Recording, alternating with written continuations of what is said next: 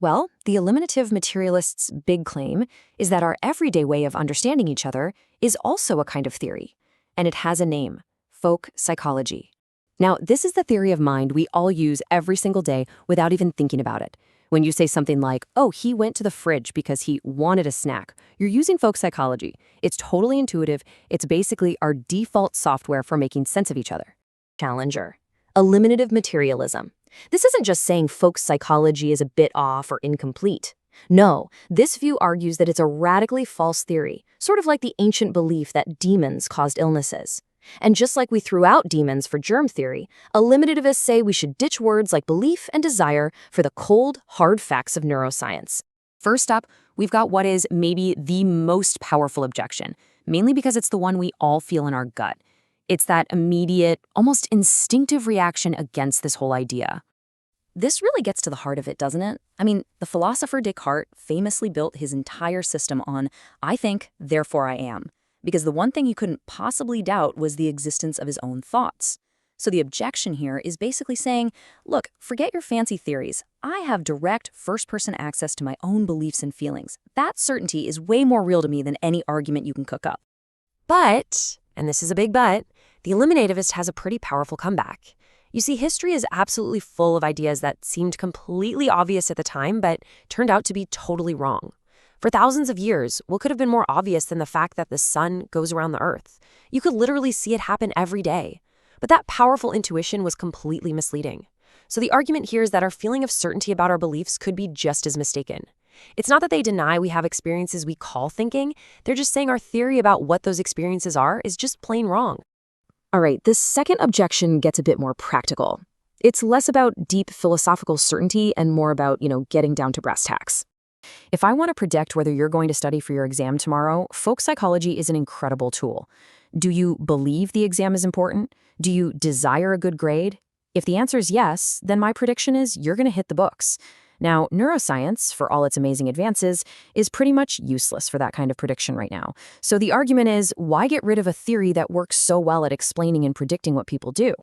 But the eliminativists come back with 3 sharp replies. First, they say it's just messy. Science wants a single, unified theory of the mind-brain, not one theory for our biology and a totally separate one for our actions. Second, they argue that folk psychology is stagnant. It hasn't really changed or progressed in thousands of years, unlike every other science. And third, it completely fails to explain the deepest mystery of all. How can a bunch of neurons firing in your skull be about something, like your holiday in Spain? Folk psychology just takes it for granted.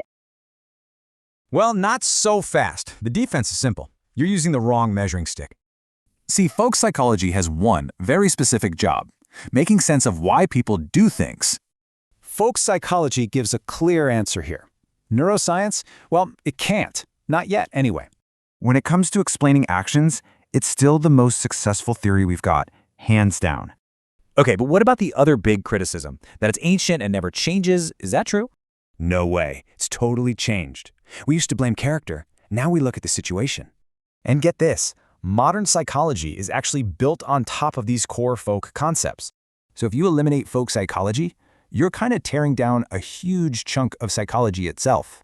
When you get right down to it, it's still the best explanation we have for human behavior. Now for the third objection, and this one is probably the trickiest of all. It's a real mind-bender. Does the very act of arguing for eliminative materialism make the whole thing logically impossible? Okay, follow the logic here, step by step. The eliminativist's big claim is there are no such things as beliefs. But to make a claim, to put forward an argument, you have to believe it, right? So the very act of arguing for their position seems to rely on the existence of the very thing they say doesn't exist. It's like they're sawing off the branch they're sitting on. The whole argument seems to contradict itself. So to get out of this logical trap, eliminatives pull out this really fascinating analogy from the history of science. Back in the 19th century, a group called vitalists thought that life was caused by a special, non-physical, vital force. When chemists came along and said, actually, life is just a series of complex chemical reactions, the vitalists had this clever comeback. They said, well, if you're just chemicals, then you're not actually alive, so you can't be making that argument.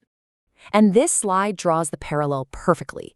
The eliminativist is saying that the folk psychologist is making the exact same mistake the vitalist made. They're essentially saying, you're just assuming your own theory is true, that making an argument requires a belief in order to attack my new theory. The eliminativist would say we just need to come up with a new, purely neuroscientific account of what it means to make a claim or an argument. But here's the counter-argument. The analogy might just fall apart. See, you could replace the old theory of a vital force with a new chemical theory of life, and the basic concept of being alive still made sense. But if you get rid of belief, you seem to also get rid of related ideas like meaning, truth, and reason. And the claim here is that these things aren't just parts of a theory we could replace. They're the basic conditions that make it possible to have a theory in the first place. They're the rules of the game itself. And this really summarizes the standoff we're in. On one side, you have the eliminativists. They see our everyday psychology as a primitive, ancient theory just waiting to be replaced by a mature neuroscience.